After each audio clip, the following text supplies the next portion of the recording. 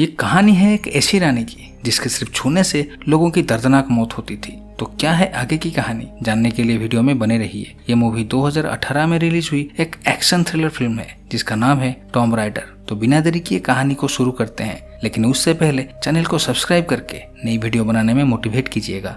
Movie की शुरुआत एक प्राचीन कहानी से होती है जिसमें बताया जाता है कि आज से लगभग 2000 साल पहले जापान में एक रानी हुआ करती थी जिसका नाम हिमिको था, जो जापान की पहली रानी होने के साथ साथ एक खतरनाक जादूगरनी भी थी। लोग उसे मौत की देवी कहते थे क्योंकि जिसे भी वो अपने हाथों से छू लेती उसकी मौत हो जाती। लेकिन एक दिन रानी का सेनापति उसके खिलाफ बगावत कर देता है और रानी को बंदी बनाकर किसी अनजान टापू पर कैद करवा देता है। वहीं प्रेजेंट समय में रिचर्ड नाम के एक शख्स को देखते हैं जिसने हिमिको की कहानी पढ़ी थी। वो उस पर अपने रिसर्च शुरू कर देता है और हिमिको की कब्र तक पहुंचने के लिए उस आइलैंड की खोज करने निकल जाता है। रिचर्ड की फैमिली में सिर्फ उसकी एक छोटी बेटी थी जिसका नाम लारा था, और जब वो उसे छोड़कर गया था तब लारा की उम्र बहुत ही कम थी। लेकिन अब लारा बड़ी हो चुकी है और वो बॉक्सिंग सीखने के साथ फूड डिलीवरी का काम भी करती है। उसके पापा रिचर्ड का बहुत बड़ा कंपनी था पर वो उसे ज्वाइन नहीं करती क्योंकि उसका मानना था ये सारा दौलत उसके पापा के हैं। जिसके बाद एक दिन वो थोड़ा पैसे कमाने के लिए साइकिल रेसिंग कर रही थी, जिस बीच उसके एक्सीडेंट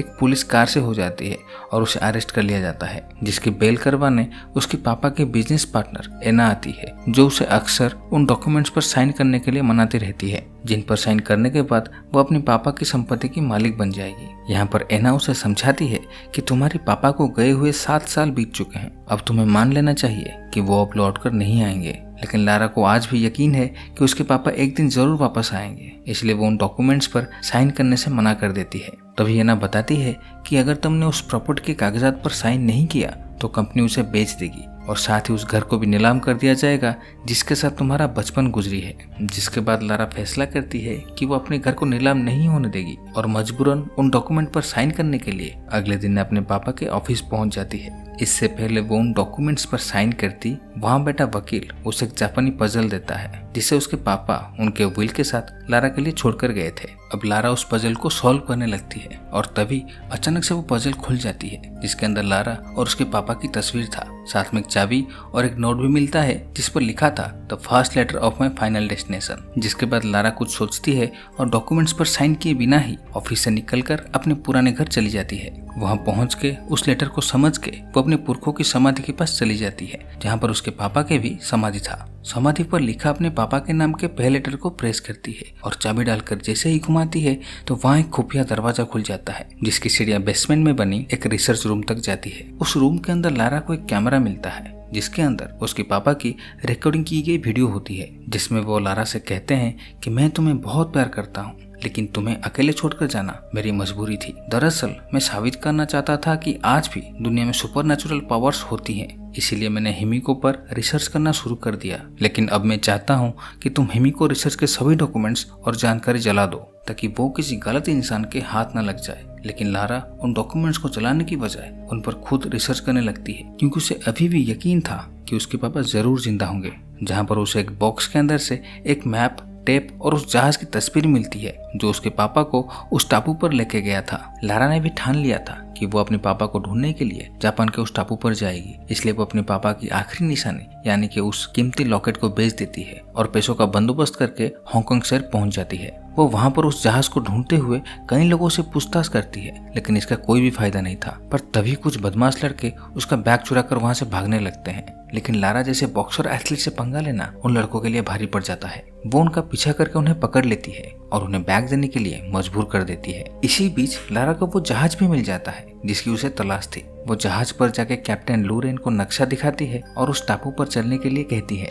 पहले तो लूरेन वहां जाने के लिए मना करता है क्योंकि आज से 7 साल पहले उसके पिता भी उसी टापू पर गए थे जो आज तक वापस नहीं लौटे। लेकिन लारा उसे मन मांगे कीमत देके जाने के लिए मना लेती है। जिसके बाद दोनों उस मैप को फॉलो करते हुए आगे बढ़ते हैं। तभी लारा को अपने पापा की रिसर्च से पता चलता है कि कुछ और भी लोग हैं जो हिमिको की समाधि को खोजने में लगे हुए हैं। अब कई दिनों की सफर तय करने के बाद ये लोग उस टापू के नजदीक पहुंच जाते हैं, लेकिन यहाँ उनका सामना एक भयंकर तूफान के साथ नुकीले चट्टानों से होता है जो उनके जहाज को पूरी तरह से तहस नहस कर देता है। इसी बीच लूरेन भी एक भयानक लहर से बह जाता है। इससे पहले लारा जहाज के साथ डूब जाती वो जहाज से कूद जाती है और वो तैरते हुए उस टापू तक भी पहुंच जाती है। लेकिन तभी कोई लारा के सर पे हमला करके उसे बेहोश कर देता है। जब अगले दिन लारा को होश आता है तो वो देखती है कि एक आदमी उसके सामने बैठा हुआ है। वो आदमी उसे बताता है कि उसका नाम वोगल है और वो यहाँ पिछले कई सालों से हिमिको की समाधि ढूंढ रहा है। तभी लारा देखती है वोगल के पास उसकी डायरी है जिसके अंदर उस समाधि का नक्शा है। तभी वोगल लारा से कहता है कि आज से 7 साल पहले जब तुम्हारे पापा इस टापू पर आए थे तो मैंने उन्हें मार दिया है और अब तुम मेरी गुलाम बन चुके हो। जिसके बाद उसे भी उन मजदूरों के साथ शामिल कर लिया जाता है जिन्हें यहाँ गुलाम बनाकर लाया गया था। यहाँ पर लारा लूरेन को जिंदा देखकर खुश हो जाती है, हालांकि वो भी यहाँ पर गुलाम था। अब जबकि वोगल को लारा की डायरी से हिमिको का समाधि का पता मिल चुका था, इसलिए वो सभी मजदूरों को लेकर उस जगह पहुंच जाता है और सभी को तुरंत काम पर लगा देता है।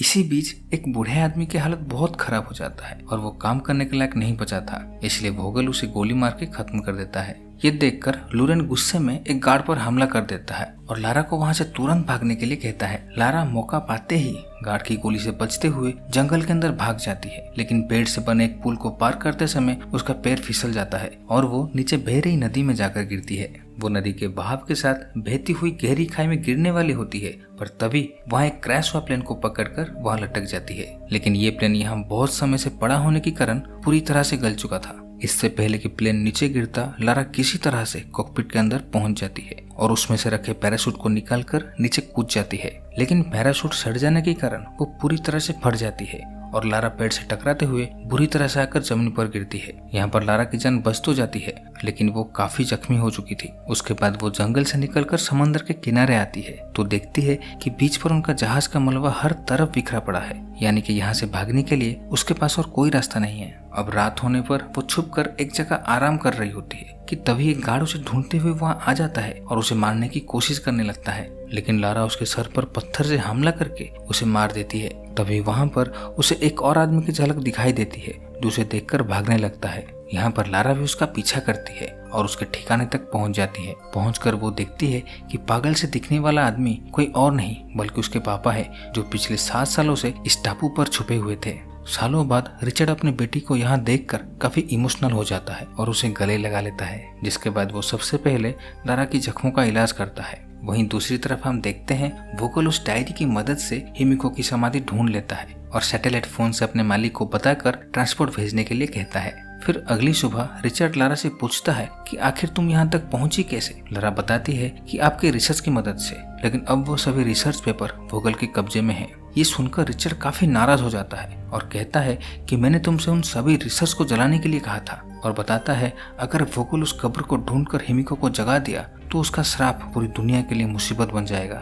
वहीं लारा जानती थी इस आइलैंड से निकलने का एकमात्र तरीका है वोगल का सैटेलाइट फोन, जिसे लेने के लिए लारा वोगल के कैंप में वापस आ जाती है और छुपते हुए उस फोन को ले लेती है। जिसके बाद वो एक गार्ड को मारकर लूरेन और बाकी लोगों को आजाद कर देती है, लेकिन दूसरे सिक्योरिटी गार्ड्स उन्हें भागते हुए देख लेते हैं, जो उन पर अंधाधुंध गोलियां चलाने लगते हैं, जिसमें कई सारे मासूम लोग मारे जाते हैं। हालांकि लारा और लूरेन भी उनमें से कई सिक्योरिटी गार्ड को मार गिराते हैं। तभी अपनी बेटी की पीछा या रिचर्ड को वोगल पकड़ लेता है और टॉम की दरवाजा खोलने के लिए टॉर्चर करने लगता है, क्योंकि उस दरवाजे को सिर्फ रिचर्ड ही खोल सकता था, लेकिन वो अपने जीते जी ऐसा कभी नहीं करता। इसीलिए वोगल उसे मारने के लिए गनपॉइंट पर ले लेता है। पर तभी लारा वहां आकर सबको रोकने की कोशिश करती है और अपने पापा की जान बचाने के लिए ना चाहते हुए भी वो उस दरवाजे को खोल देती है, जिसका रास्ता सीधे गहरी खाई के अंदर जाता है। जिसके बाद ये सभी लोग एक एक करके नीचे उतरते हैं और रानी हिमिको की कब्र की तरफ बढ़ने लगते हैं, लेकिन कब्र तक पहुंचने का रास्ता बहुत ही खतरनाक था, जहां पर जाते हुए वोगल के कुछ गार्ड्स भी मारे जाते हैं। तभी रिचर्ड को समझ आता है कि ये सारे ट्रैप्स अंदर आने से रोकने के लिए नहीं बल्कि बाहर नहीं निकलने के लिए था। इसी बीच एक गार्ड के पैर गलत जगह पड़ने के कारण सब लोग एक कमरे में कैद हो जाते हैं और इससे पहले कोई कुछ समझ पाता उनके पैरों की तले जमीन खिसकने लगती है। ये देखकर सभी लोग बुरी तरह से घबरा जाते हैं, लेकिन लारा हिम्मत दिखाकर उस गेट तक पहुंच जाती है, जिसके अंदर एक खास तरह की मूर्ति लगाकर उसे खोल देती है, जिससे सबकी जान बच जाती है। जिसके बाद सभी फाइनली हिमिको के टॉम तक पहुंच जाते हैं। टॉम के अंदर जाते ही सैकड़ों कब्र रखी हुई थी, जिसके बाद उन्होंने आगे बढ़ते हुए रानी हिमिको की असली कब्र ढूंढ लेते हैं। रिचर्ड के बार बार मना करने के बावजूद वोगल के गार्ड कब्र खोल लेते हैं, जिसके अंदर पिछले 2000 सालों से जादूगर हिमिको कैद थी। लेकिन तभी लारा वहां की दीवारों पर बने चित्रों को गौर से देखकर समझती है कि हिमिको कोई जादूगरनी नहीं थी, बल्कि वो तो एक साधारण रानी हुआ करती थी जिसे कोई घातक बीमारी हो गई थी। इसीलिए वो जिसे भी छू लेती उस इंसान की मौत हो जाती। लेकिन रानी नहीं चाहती थी कि ये बीमारी बाकी लोगों में भी फैल जाए, इसीलिए उन्होंने खुद को इस आइलैंड पर कैद कर लिया था। यानी कि ना तो वो कोई जादूगरनी थी और ना ही उसे यहाँ कोई कैद करके लाया था, बल्कि वो तो दुनिया को बचाने के लिए यहाँ अपने मर्जी से आई थी। इसी बीच वोगल का एक गार्ड रानी हिमिको को छूने से इन्फेक्टेड हो जाता है और आक्रामक होकर वोगल पर हमला करने की कोशिश करता है, पर वोगल उसे गोली मार के वहीं खत्म कर देता है। यहाँ पर रिचर्ड और लारा के लाख समझाने के बावजूद वोगल उनकी बात नहीं सुनता और वो उस मम्मी की एक उंगली काटकर अपनी पॉकेट में रख लेता है। लेकिन लारा और उसके पापा नहीं चाहते थे कि यह जानलेवा बीमारी इस गुफा से बाहर जाए, इसलिए वो उन सब पर हमला कर देते हैं। लेकिन तभी वोगल का एक और इन्फेक्टेड गार्ड रिचर्ड पर हमला कर देता है, जिसके छूने से वो भी इन्फेक्टेड हो जाता है। यह देखकर लारा बुरी तरह से रोने लगती है और अपने पिता के पास आने की कोशिश करती है, लेकिन रिचर्ड उसे खुद से दूर रहने के लिए कहता है, क्योंकि इन्फेक्शन का असर तेजी से उसके बॉडी में बढ़ता ही जा रहा था। वो अपने आखिरी पल में लारा से कहता है कि मैं तुम्हें हमेशा बड़े होते हुए देखना चाहता था, लेकिन आज तुम्हें अपने सामने देखकर मुझे अपने मरने पर कोई अफसोस नहीं है। और आखिरी में वो उसे प्रॉमिस करवाता है उसे जैसे भी करके वोगल को टॉम से बाहर जाने से रोकना होगा। जिसके बाद लारा अपने पापा की बात मानकर वोगल को रोकने के लिए उसके पीछा करती है और वहां लगी सीढ़ी को खाई में गिराकर आगे जाने की रास्ता फेंक देती है।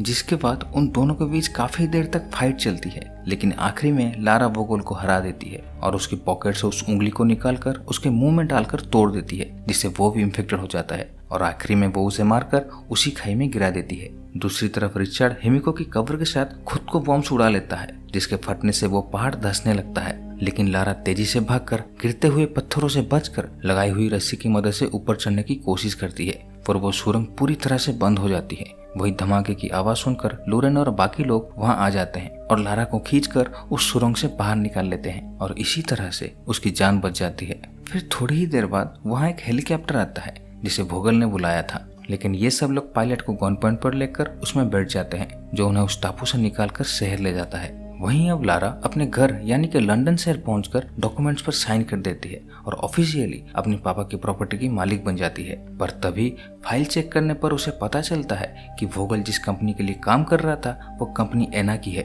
और उसी ने हिमिको की समाधि ढूंढने के लिए वोगल को हायर किया था, ताकि वो सुपरनैचुरल पावर्स का इस्तेमाल अपने फायदे के लिए कर सके। अब लारा को एना का सच पता चल चुका था, इसलिए वो उसके साथ लड़ने का फैसला करती है और इसी के साथ ये मूवी यहीं पर खत्म होती है। तो दोस्तों, अगर आपको ये कहानी और मेरे एक्सप्लेनेशन पसंद आया हो तो चैनल को जरूर सब्सक्राइब कीजिएगा और इस वीडियो को भी लाइक कीजिएगा। तब तक के लिए मिलता हूँ आपसे अगले वीडियो में। Take care.